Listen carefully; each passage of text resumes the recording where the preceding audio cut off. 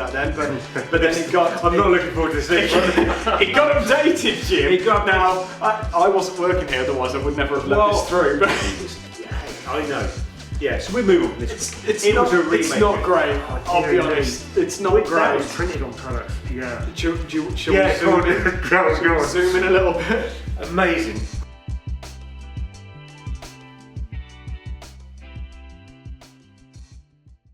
Back at it again. Back at it again. Here we are. A nostalgic one today. Episode 3. Episode 3. Episode 3. And we're going to be looking back on the logos of Enola Gaye and EG. Yeah, we touched on the history of EG. We've gone through, the company's gone through a lot of branding changes. I have been here a while, yeah. And I just think it was important for people to see. I mean, I'm a sucker for nostalgia anyway. I love that. You are. But I just think it's important to see how the company has evolved and how the identity of the company, essentially the identity of the company is so important, and how I think it's interesting how the company has changed over the course of the past. We argue in the office a lot because you say we have an identity crisis. And I agree a little bit, we do. And if we go right back to the start, you know, when we start from the first logo. Yes, yeah. Let's put some years in this. So 1996.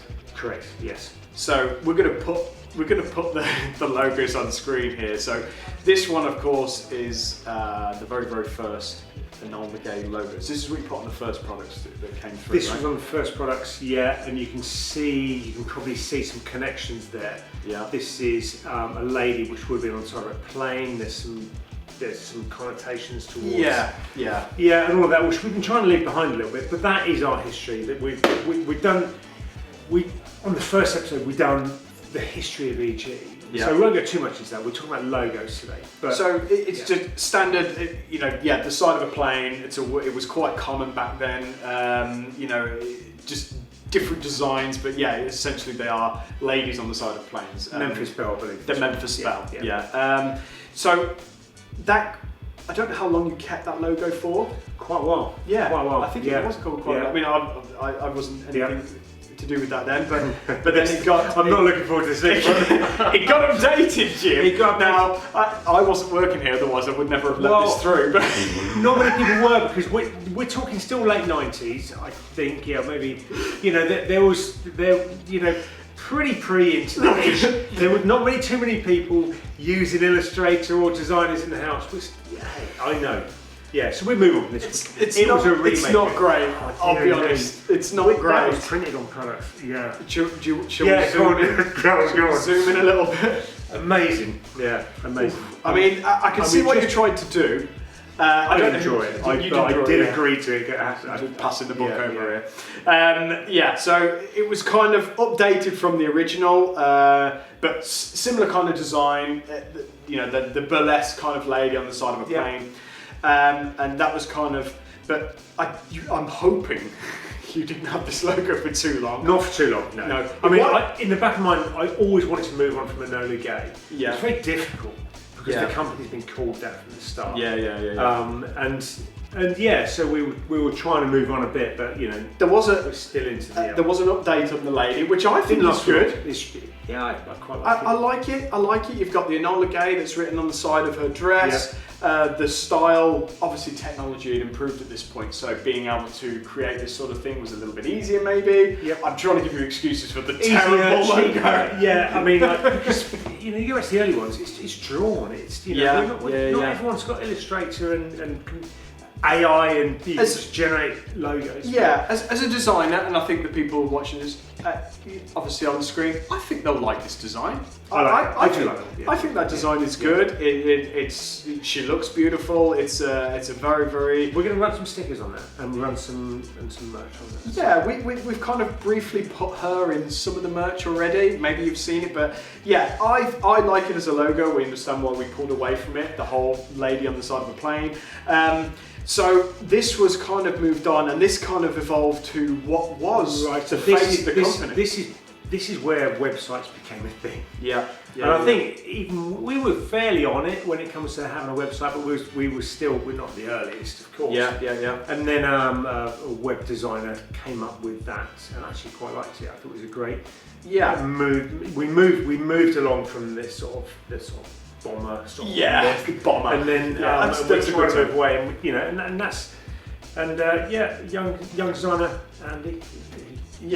Came up with that, and I was like, yeah, that's one. So we moved on to that. And I think this probably is what most people know the company as. That is that bold stencil font with the grenade at the end.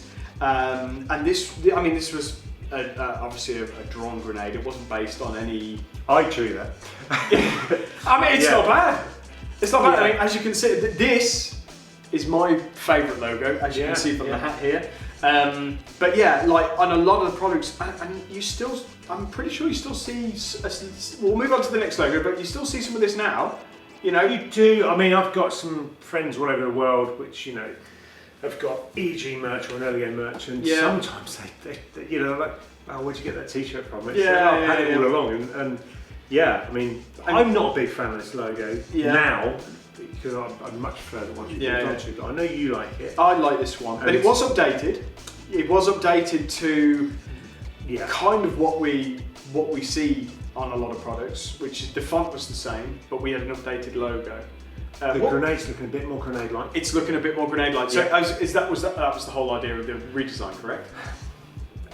It just needed something. Yeah. The previous one, I know you like it, but it just needed something. And this one is where you're seeing the EG of now, or Enola Gaye of now. And because I remember back, I can't even say the year. It's got to be like maybe 11, maybe 12 years ago now.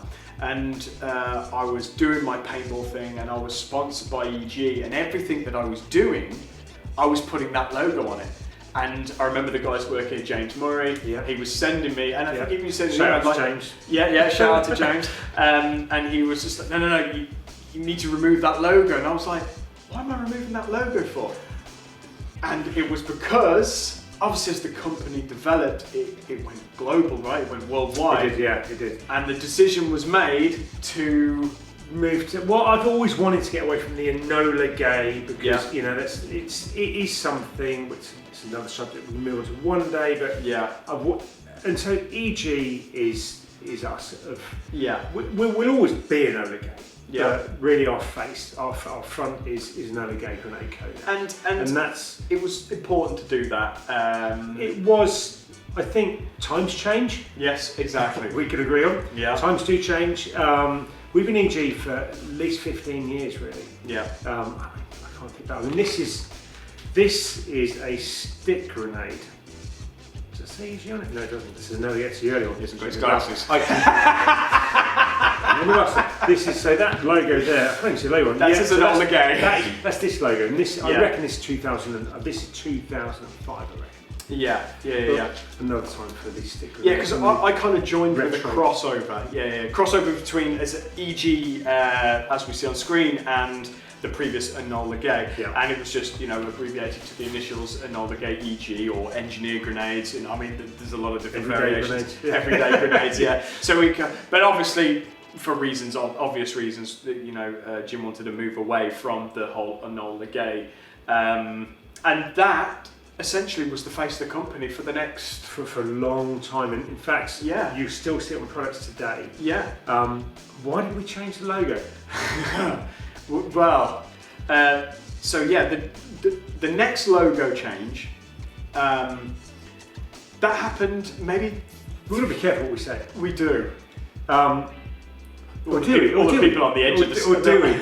Yeah. I'm not name calling at all. There's some people in the business who are nervous.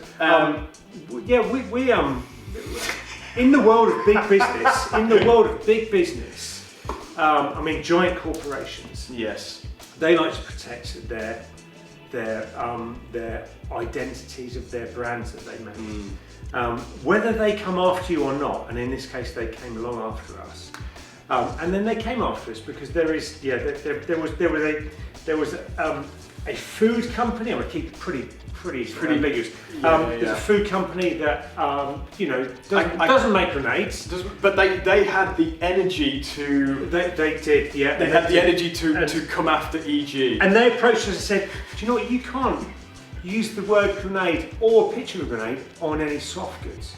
I'm like, "Well, but we make grenades." Yeah, we make grenades. But, And with enough lawyer power, Yeah. we were forced to change our logo. And although not in the USA, we didn't have to. It was only in the UK where our copyright laws are a bit So obviously there's dominated by money. Exactly, there's some differences in you Yeah. know, copyright with different logos, especially the difference between the US and the UK. But also when you're copywriting logos, you're copywriting it based on a particular topic, industry that you're in. And obviously we were branding. We did pyrotechnics, but we also we make actually grenades. so we were also making clothing as well. Like we were building a brand, and It got so nitty gritty Yes, that it did. we were told by their lawyers, even when we're doing a trade show, as a grenade company, we can't have an image of a grenade on our which soft is goods. absolutely. And I ignored it ridiculous. for a long time. Said this is just preposterous. Then it got heavier and heavier and heavier. I'm like, ooh. And I think, yeah. I mean, do I fold? Do I fold? You know, I can't fight with.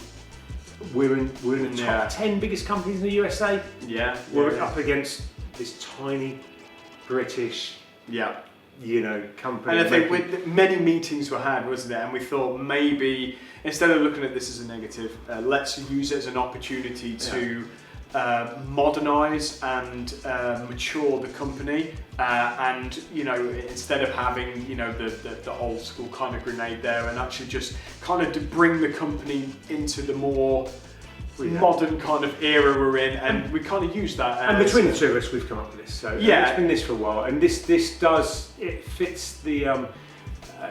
It allows us to all live in this copyright space. I mean, there was lots of designs that went through. We were like, me and Jim, we were going through different kind of like identities that didn't make it through. How do you be a grenade company with a grenade? This is tricky. This is really very tricky. It's a tricky position to be in. But yeah. So that's I like new logo. That's the new logos, and it spurred off. Sometimes we have the grenade company, and then obviously we have a branch in the US, Las Vegas, and it just happens to have the EG in it, so we added that in. And I think I was drinking a margarita some day, and I was thinking, there is an EG in the middle of Vegas. Yeah. What are the chances? Yeah. I mean, we set the business up in Vegas, which is the American distribution, the American side. Shout out to Chris who runs that. Yeah. Great guy, great job. And there's an EG banging in the middle of Vegas. That's got to be a sight. Yeah, for sure. So lots of designs have spurred off this that we previously couldn't really do with the previous logo. So although it was quite a difficult time for EG and we had a lot of pressures from, like I said, big corporations, we've used it to our advantage to rebrand. Still hanging around out there somewhere, they've just gone really quiet. I mean, it's going to kick it all back up. Well, yeah, hi there. But no, I think that's all in the past now. We rebranded, we're moving forward, and that's what we have to do as a company. You just move forward. We're at a point now. At the time, we didn't want to change, but I think we're at a point now where we're glad that we did, and we're actually happy that we did. I think I was spitting fire for a while. Yeah. I was definitely annoyed, but we're good. We're good. So that's the logo. So that's hopefully there should be no more change. Yeah, hopefully this is the identity of the company now, and that will the longevity of that. But I mean, who knows? I mean, do we have an identity crisis? I still think we do. I still think we do. Right. I think. Do you know what? And I'll tell you why. Just quickly before we end this episode, I think the reasons why is that I think the Enola Gaye logo and branding was so strong that I still think that a lot of people, not just in the UK, but like in Europe and even in the US, I still think they know us as Enola Gaye and not EG. I mean, we've gone to shows, people are like, so what do you do? We're like, oh, we make smoke grenades. And like, do you mean the same as like Enola Gaye? And it's like, no, that is us. That is us. And I think that just, do you know what? I think that's testament to the branding that you did back, 15, 20 years ago. Yeah. It was a very strong branding. It's the longevity that held up. Changing the identity of a company is always really difficult.